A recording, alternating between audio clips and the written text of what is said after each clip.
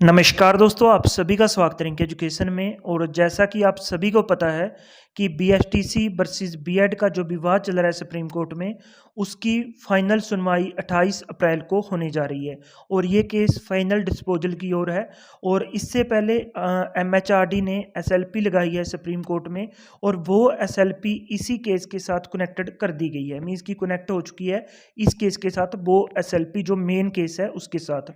और इस वीडियो में हम जानेंगे कि एमएचआरडी ने इस एसएलपी के जरिए सुप्रीम कोर्ट के सामने किन किन बिंदुओं को रखा है और एमएचआरडी की जो एसएलपी लगाई है उसका जो बेनिफिट होगा वो किसको होगा। मीन्स की बीएसटीसी को होगा या बीएड को होगा।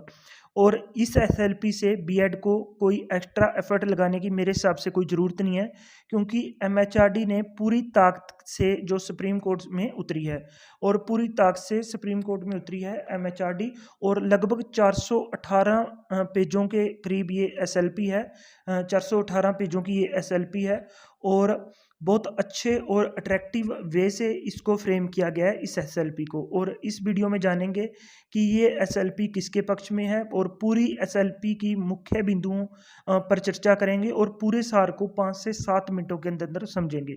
मीन्स कि बेसिकली है क्या इस एसएलपी में और कौन कौन से ऐसे बिंदु हैं, वो सभी बिंदु डिस्कस करेंगे। करीब 20 के करीब ऐसे बिंदु हैं जो एमएचआरडी ने सुप्रीम कोर्ट के सामने रखे हैं। और एमएचआरडी की एसएलपी जो कह रही है कि एनसीटी के रूल के अनुसार भर्ती हो और रीट L1 जो भर्ती हुई है उस पे स्टे की मांग कर रही है। और सभी बिंदुओं के बारे में चर्चा करेंगे। बस आप इस वीडियो को शुरू से लेकर एंड तक देखिए। तो सबसे पहला बिंदु हम देखते हैं। सबसे पहले मैं बताना चाहूँगा कि टोटल 418 पेज की ये एसएलपी है और पूरी तरह से ये एसएलपी एनसीटीई के रूल को बचाने के पक्ष में लगी है। अगर एनसीटीई के रूल बचते हैं तो ऑटोमेटिकली जो आपकी बीएड है उसके फेवर में जाएगी ये एसएलपी। एनसीटीई के रूल को बचाने के पक्ष में है। और अब बात करते हैं इसका फर्स्ट पॉइंट के बारे में कि राजस्थान अपने पंचायती राज में जो इन्होंने एमएचआरडी की जो एसएलपी में सबसे पहला पॉइंट लिखा गया है हम वो डिस्कस करते हैं। कि राजस्थान अपने पंचायती राज में कहता है कि हम क्लॉज 266 है और उसका सब क्लॉज है 3। ठीक है, clause number 266 sub clause number 3 के अनुसार हम एनसीटी के अनुसार भर्तियाँ करेंगे। ठीक है, ये राजस्थान का पंचायती राज अधिनियम कह रहा है कि हम क्लोज जो पंचायती राज अधिनियम का क्लोज है 266 और सब क्लोज है 3, उसके अनुसार एनसीटी के अनुसार भर्तियां करेंगे।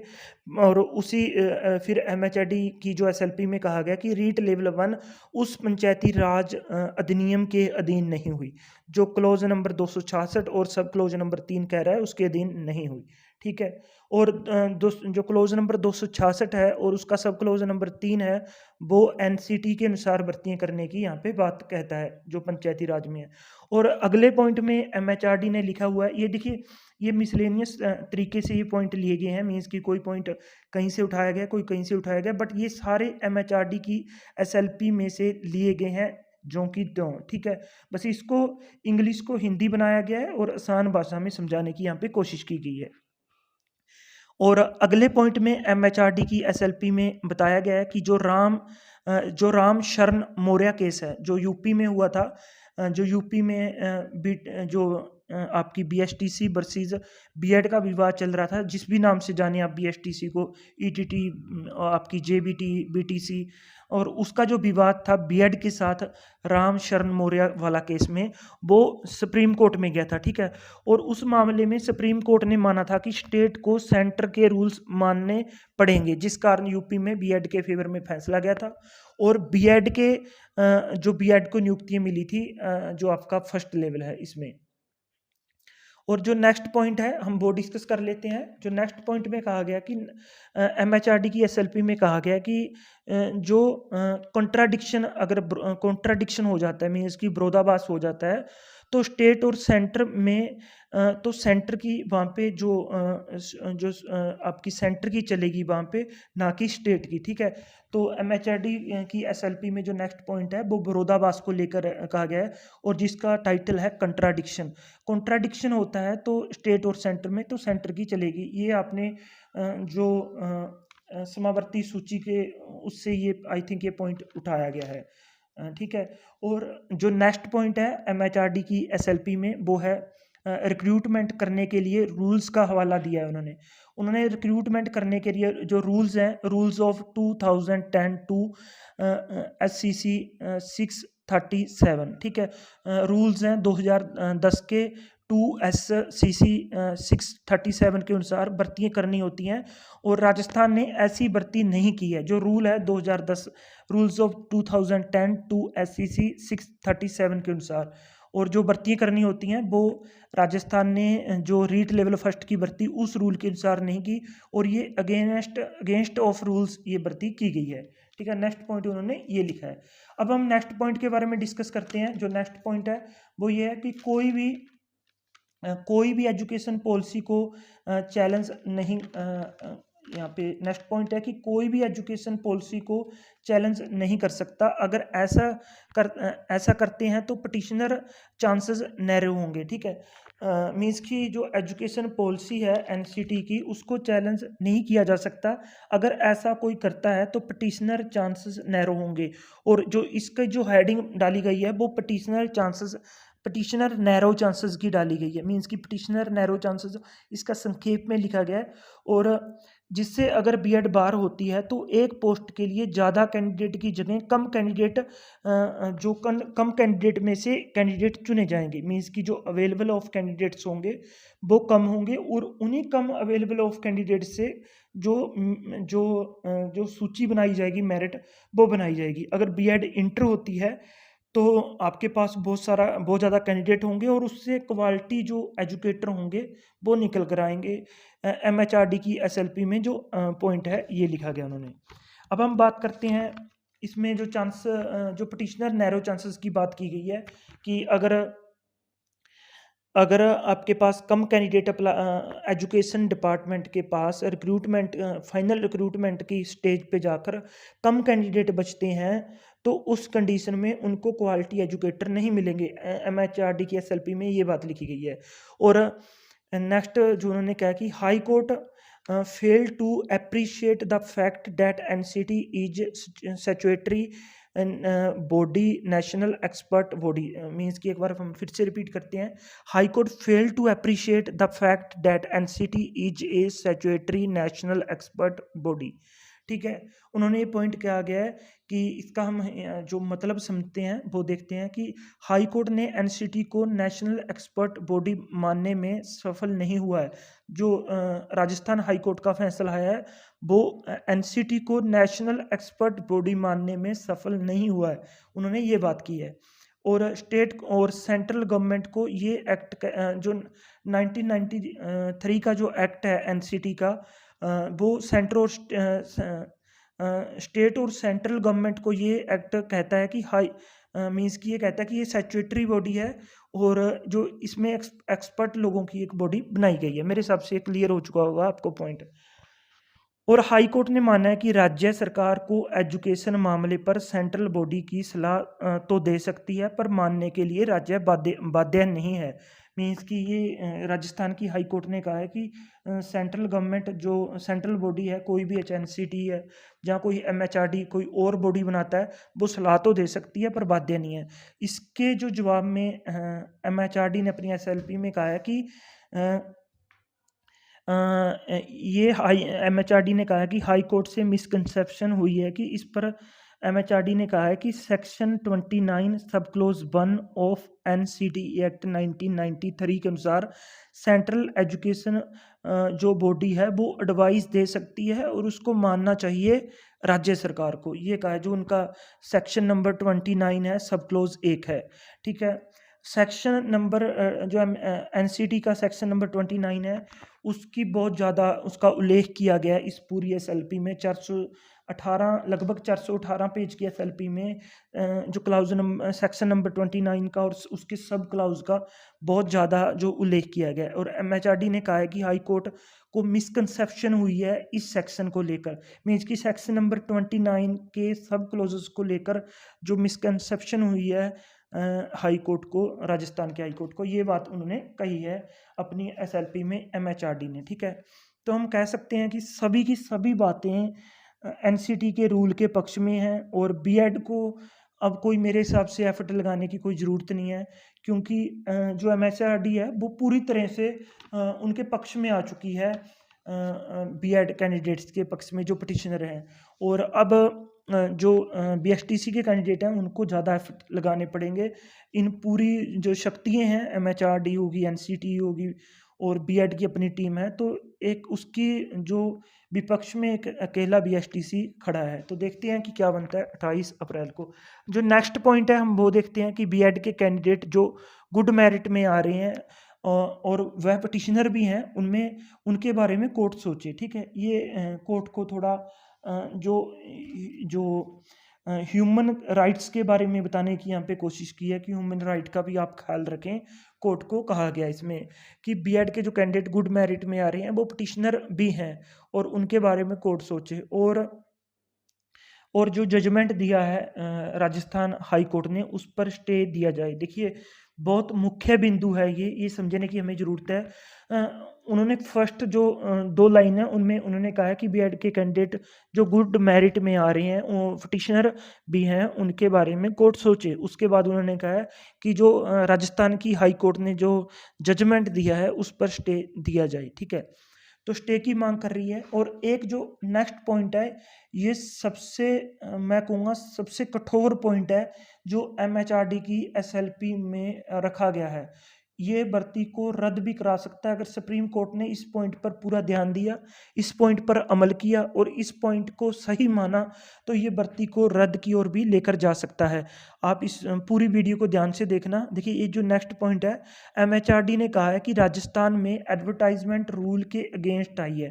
देखिए, सबसे पहले उन्होंने कहा है कि 2 चीज़ें होती हैं, एक तो एडवर्टाइजमेंट निकालती है कोई भी गवर्नमेंट, ठीक है, मीन्स की स्टेट गवर्नमेंट जब सेंट्रल गवर्नमेंट कोई भी एडवर्टाइजमेंट निकालती है और उसके पीछे जो एडवर्टाइजमेंट को निकालने के लिए रूल्स होते हैं। ठीक है, अगर उन रूल का वायलेशन किया गया है तो एडवर्टाइजमेंट एडवर्टाइजमेंट से सर्वोपरि होंगे रूल्स, मीन्स कि एडवर्टाइजमेंट से बड़े होंगे रूल, ना कि एडवर्टाइजमेंट बड़ी होगी रूल से। तो इस बात को आपको समझने की कोशिश करनी पड़ेगी कि एडवर्टाइजमेंट से बड़े होंगे रूल, ना कि रूल बड़े होंगे एडवर्टाइजमेंट से। ठीक है, रूल बड़े होंगे एडवर्टाइजमेंट से, ना कि एडवर्टाइजमेंट बड़ी होगी रूल्स से। तो ये कहा गया कि रूल के खिलाफ भर्ती निकाली गई है जो एनसीटी के रूल थे। अब हम बात करते हैं नेक्स्ट पॉइंट में। एमएचआरडी ने कहा है कि एमएचआरडी एनसीटी की मीटिंग हुई है जिसमें उन्होंने जो नेक्स्ट पॉइंट ये है कि नेक्स्ट पॉइंट में कहा गया एमएचआरडी ने अपनी एसएलपी में कि एमएचआरडी एनसीटी के एमएचआरडी के ऑफिसर, एनसीटी के ऑफिसर, एजुकेशन विभिन्न एजुकेशन डिपार्टमेंट के ऑफिसर्स और केबीएस के ऑफिसर, इन सभी की मीटिंग हुई है जिसमें ब्रिज कोर्स पर सहमति बनी है कि हाँ, हम ब्रिज कोर्स करवाएंगे। और ब्रिज कोर्स करने के साथ बीएड कैंडिडेट जो बीएसटीसी के कैंडिडेट हैं उनके बराबर हो जाएंगे, मीन्स कि उनको उतना ज्ञान हो जाएगा पढ़ाने के लिए जितना बीएसटीसी के कैंडिडेट को होता है ब्रिज कोर्स करने के साथ साथ। अब जो नेक्स्ट पॉइंट है वो ये देखना पड़ेगा। नेक्स्ट पॉइंट में एमएचआरडी ने कहा है कि एजुकेशनल मामले में कोर्ट को इंटरफेयर नहीं करना चाहिए, मीन्स कि कोई भी एजुकेशनल मामले में कोर्ट को इंटरफेयर नहीं करना चाहिए। कब तक नहीं करना चाहिए? जब तक किसी के राइट्स हैं जो वो वायलेशन ना हो उनके राइट्स का, और किसी मीन्स की किसी के जो राइट्स को हम बोलेंगे जो जो उनके अधिकार हैं, मौलिक अधिकार हैं, उनका हनन ना हो। ठीक है, मीन्स कि उनके अधिकारों का हनन ना हो। तो इसमें उन्होंने कहा है कि इसमें अधिकारों का हनन नहीं हुआ है, बल्कि हमने तो मौका दिया है दूसरे कैंडिडेट्स को। ठीक है, तो उन्होंने ये पॉइंट इसमें रखा है और बहुत सारे पॉइंट और भी हैं, वो भी डिस्कस करेंगे कि पास्ट में जो बीएड अलाउड थी, मीन्स कि उन्होंने कहा कि पास्ट में बीएड अलाउड थी प्राइमरी टीचर की पोस्ट के लिए। ठीक है, जो 1/1/2012 तक ये अलाउड थी, मीन्स कि 1/1/2012 तक प्राइमरी पोस्ट्स के लिए बीएड अलाउड थी। तब क्यों नहीं कोई ऑब्जेक्शन आया? ठीक है, तब कोई ऑब्जेक्शन नहीं आया और तो हम मान सकते हैं कि बीएड अलाउड होने से कोई समस्या नहीं होगी प्राइमरी टीचर पोस्ट्स के लिए। तो इसके जो उपलक्ष्य में, जो इसके विपक्ष में जो बीएसटीसी, वो ये भी कह सकते हैं कि तब पूरे बीएसटीसी के टीचर नहीं थे, इसलिए उन्होंने अलाउ कर रखा था बीएड को। अब बीएड के बीएसटीसी के टीचर्स हैं तो इसलिए हम उनको आउट करते हैं। जो बीएड को आउट करते हैं। और जो नेक्स्ट पॉइंट है कि किसी क्वालिफिकेशन को निर्धारित करना ये पॉलिसी डिसीजन का मामला है और इसलिए NCT bound by directional as पर 29 सेक्शन 29 एनसीटी एक्ट 1993 मीन्स कि आप एक बार फिर समझते हैं इसको हम कि किसी क्वालिफिकेशन को निर्धारित करना ये पॉलिसी डिसीजन का मसला है, इसलिए NCT bound by directional of central government as पर सेक्शन 29 एनसीटी एक्ट 1993 मीन्स कि 29 सेक्शन के अनुसार और एनसीटी के एक्ट 1993 1993 के अनुसार जो क्वालिफिकेशन को निर्धारित करना ये पॉलिसी डिसीजन का मसला है और ये एनसीटी ही डिसाइड करेगा। और जो नेक्स्ट पॉइंट में एमएचआरडी ने कहा है कि पॉलिसी बनाने के लिए जो अथॉरिटीज बॉडीज होती हैं वो डुली इम्पावर्ड होती हैं और उनके पास एक्सपर्ट ऑफिसर होते हैं, इसलिए सुप्रीम कोर्ट को दखलंदाजी नहीं करनी चाहिए और ना ही ऐसे कोई डिसीजन देने चाहिए जिससे कि किसी के जो अधिकारों का हनन हो। ठीक है, उन्होंने कहा है कि जो अथॉरिटीज़ होती हैं पॉलिसी बनाने के लिए वो डुली इम्पावर्ड होती हैं, मीन्स की जो डुली इम्पावर्ड कहा गया है वो इन्होंने एनसीटी को कहा गया है और जो सुप्रीम कोर्ट इसको दखलंदाजी नहीं करनी चाहिए और ना ही कोई ज़्यादा डिसीजन देने चाहिए। नेक्स्ट पॉइंट में कहा गया है उन्होंने कि एमएचआरडी ने एसएलपी में जो नेक्स्ट पॉइंट कहा गया है वो है कि राजस्थान हाई कोर्ट में हमने कोर्ट को इन पॉइंट से अवगत कराया था बट कोर्ट ने हमारे मैटर को जो प्रॉपरली अप्रिशिएट नहीं किया। एमएचआरडी ने एसएलपी में बताया कि एनसीटी ने जो एमएचआरडी ने जो कोर्ट को अवगत करवाया था अपने सभी पॉइंट से, पर कोर्ट ने प्रॉपरली अप्रिशिएट नहीं किया। राजस्थान कोर्ट की यहाँ पे बात हो रही है। अब हम बात करते हैं, एक पॉइंट है एजुकेशन सिस्टम अपलिफ्ट। एमएचआरडी ने अपनी एसएलपी में कहा है एजुकेशन सिस्टम अपलिफ्ट की बात की है। अगर हम हायर एजुकेशन को ऐड करते हैं तो ज़्यादा से ज़्यादा जो एजुकेटेड टीचर हमारे पास उपलब्ध होंगे और उनमें से भी हम अच्छे जो टीचर हैं वो चुन सकते हैं। अगर एजुकेशनल सिस्टम अपलिफ्ट की बात की है जो एमएचआरडी की एसएलपी में, अगर हम हायर एजुकेशन को ऐड करते हैं तो हमारे पास जो नंबर ऑफ टीचर होंगे अवेलेबल वो बहुत ज़्यादा होंगे और उनमें से भी हम गुणवत्ता वाले टीचर को चुन सकते हैं। मीन्स की नंबर ऑफ टीचर की यहाँ पे बात की गई है और एजुकेशन सिस्टम को अपलिफ्ट की बात की गई है। और नेक्स्ट पॉइंट है कि किसी क्वालिफिकेशन को निर्धारित करने की ये पॉलिसी डिसीजन का मसला ये भी डिस्कस हो गया। और बीएड को अलाउड थी प्राइमरी टीचर की पोस्ट्स के लिए 1/1/2012 तक, ये भी हमारा क्लियर हो गया। नेक्स्ट पॉइंट है एमएचआरडी ने नेक्स्ट पॉइंट में कहा कि लार्ज जोन ऑफ कंसीडरेशन की बात की है। ठीक है, इस बात को हमें समझना पड़ेगा, लार्ज जोन ऑफ कंसीडरेशन की बात को, कि प्राइमरी टीचर के लिए अगर हम बीएड को शामिल करते हैं तो हमारे पास ज़्यादा कैंडिडेट अवेलेबल होंगे। वही बात दोबारा रिपीट हो रही है कि अच्छे कैंडिडेट सेलेक्ट हम कर पाएंगे। तो इस पॉइंट का देखते हैं, जैसा आप किस नज़रिए से इन पॉइंट्स को देखते हैं। और मेरे हिसाब से यही पॉइंट थे मेन में जो हमने डिस्कस कर लिए। और कुछ पॉइंट ये भी हैं कि नेक्स्ट पॉइंट में एमएचआरडी ने कहा था कि जिसमें उन्होंने ब्रिज कोर्स के बारे में कहा, ये हमने सभी डिस्कस कर लिए हैं, बहुत सभी पॉइंट लगभग हमने डिस्कस कर लिए हैं। 20 से 25 पॉइंट डिस्कस किए हैं हमने। प्लीज़ इस वीडियो को लाइक ज़रूर करें, काफ़ी मेहनत से हमने ये वीडियो बनाई है। और अगर आपको हमारी यह वीडियो पसंद आए तो इसे लाइक ज़रूर करें और इसको आगे से आगे शेयर करें, सभी कैंडिडेट के पास शेयर करें ताकि बीएड वाले अपनी स्ट्रेटजी बना सकें। बीएसटीसी वाली जो समिति है वो अपनी स्ट्रेटजी बना सके जो एमएचआरडी की एसएलपी के हिसाब से। ठीक है, तो बीएसटीसी के पास भी इसको सेंड करें और बीएड के पास भी सेंड करें। तो शेयर जरूर करें इस वीडियो को। आज की वीडियो में बस इतना ही, धन्यवाद दोस्तों।